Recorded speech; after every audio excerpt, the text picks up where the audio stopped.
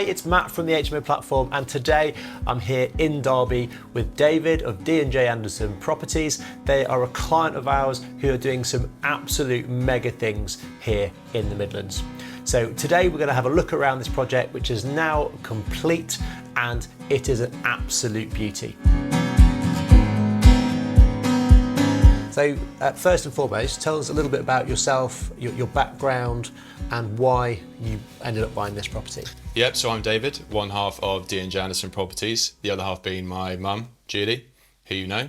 And we got into the property game maybe 4 or 5 years ago now, and weren't really starting with the intention of going straight into HMOs. We did a couple of flips just to gain some experience and things like this, and then found you guys at the HMO platform, and really sort of gave us the tools that we needed to make the jump, I think, into something as amazing, as exciting as this, and we really are excited about it. So tell me about this particular deal then. First of all, how did you find it? So we came to Derby, we had been looking at areas, and we're actually based in London ourselves, London and Surrey. We were kind of trying to find an area that wasn't too far away. We didn't want to be too hands off, and Derby seemed a pretty decent spot for that. We've seen some amazing stock here as well. We love the size of the buildings. We love the style of the buildings, and we just spent some time here, walked around, saw these places, developed some relationships with some estate agents and all that kind of stuff, and showed this property, and instantly sort of were intimidated by it, by the size of it.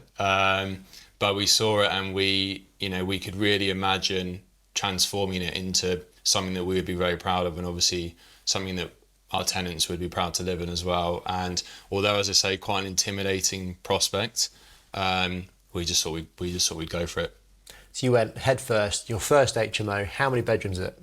So we bought it as a 7-bed single dwelling house that hadn't been lived in really an awful lot, to be honest. And again, you're walking around inside it, and you can almost picture already where the different HMO rooms will go, and it just made sense inside. So we bought it as a 7-bed, worked alongside our architect and a few other people that we knew to sort of get their opinion and what we thought, and obviously you guys helped massively as well with that. And we saw potential for a 10-bed co-living high-level HMO. And that's what we've got now, 10 bedrooms. What we've got now, yeah. Okay. And the development itself, was that a smooth process? So yeah, as I said before, it kind of lended itself inside. It made sense already as you're walking around what goes where. And we've turned it into 7 studios, 3 luxury rooms. The development itself, we had a couple of challenges with the build team, which I can talk about a little bit later. But in terms of the actual the concept turned into the development, really no sort of big speed bumps, because the building lended itself so well to what it is now. So have there been any major structural works, or is it just inside? So we squared off the back, and that is pretty much it. Everything flowed all the way through. There's been no internal reconfiguration, things like that. We were very lucky with the rooms and how it was already. But yeah, all we've done is just square off the back. Okay, so let's move on to the juicy bits, the numbers. Yeah. So what did you buy it for? How much did you spend on it? And what do we think it's worth at the end? We purchased it for £407,000. We spent around about £290,000 on the refurbishment, and spent a little bit more with interior design and things like this as well, because we really wanted to put our stamp on it. All in around £325,000 refurbishment costs. And we're hopeful, as a GDV, we'll reach £850,000. And in terms of cash flow is always quite key to us actually with this project. We're anticipating leaving a bit of money in. Cash flow really was key. And we will gross £8,700 per month, and we will profit £3,000 per month. That is brilliant. It's very cool. For your first project. Yeah, we're very happy, very happy. So obviously a scheme of this size probably comes with some challenges. So what challenges have you faced and how have you overcome them? So we have actually been quite fortunate with challenges, or actually we've really not had a huge amount of them, other than we had a major one at the beginning where unfortunately our original build team didn't quite work out. That was our biggest stumbling block. I think with the attitude that we've gone into with this project being our first project, I think that we, maybe if there had been a few niggles and things like this, we've kind of just thought, well, it is what it is, let's move on. So in terms of genuine challenges. We lost our first build team. Aside from that, we've had some limitations with what we can do cosmetically on the front of the building because we're in a conservation zone. But other than that, truly, we've had a pretty easy ride on this one, which is cool. Brilliant. This project cash flows £3,000 a month. What will that do for you? It has proven to me and us as a company that we are able to manage these projects from afar. I'm actually very fortunate enough that I spend a lot of time abroad, most recently in Brazil, and the £3,000 a month will enable me to very much stay out there and enjoy managing it from out there. So when you say you've been managing this project from a distance, with obviously your mum on the ground for emergencies, I know for a fact you have been taking the lead on a lot of the work that's been going with this project.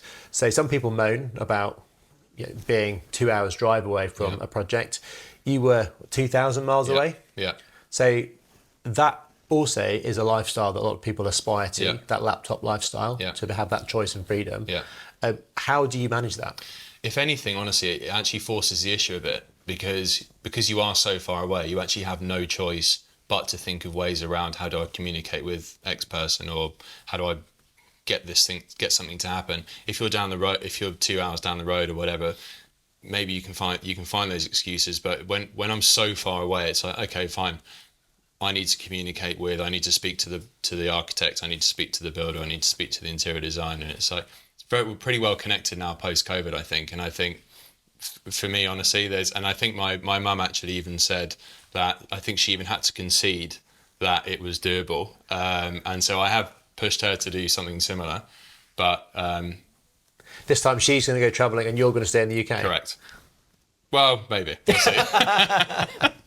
And honestly, when we sit back and reflect on how the project's gone and everything, and we have constantly been reflecting as the project's been going on, we always land on the fact that we honestly wouldn't have been able to do this without yourself and Niall at the HMO platform. It just wouldn't have been possible.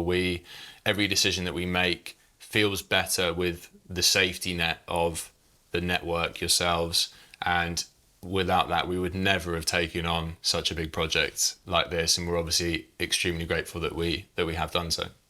And from a mentor's perspective, it's brilliant to see how you guys have progressed, because you listen to what we say, you take the advice, you come prepared with questions, and you take the action that's off the back of the sessions that we have. So it's been absolutely amazing to see this whole thing come to fruition, which again, it's absolutely stunning, totally beautiful, and you're going to have 10 very, very happy tenants living here, which is going to give you that lifestyle that you want. And what's your mum going to do? She's also going to travel. She's also going to travel. And on to the next one. And on to the next one. So are there any particular parts of this project which you absolutely love? So we're actually naming the rooms, and across the front of each door we're going to have the name in vinyl, and we're really excited about that because it's an Arboretum thing. We've actually themed the building Arboretum. We're in Arboretum Square. We're next to Arboretum Park, so we actually have themed the property. So yeah, so we're naming each of the rooms after a type of tree. So you put your own personal touches into this property as well, haven't you? We have. Very fortunate to travel all around the world and quite keen on photography. So in each of our properties, and this being the first, I'm going to put a few pictures of my own in the communal areas for everyone to see. So your next house is going to be very much Brazilian themed. Was that an actual real question? Might have been.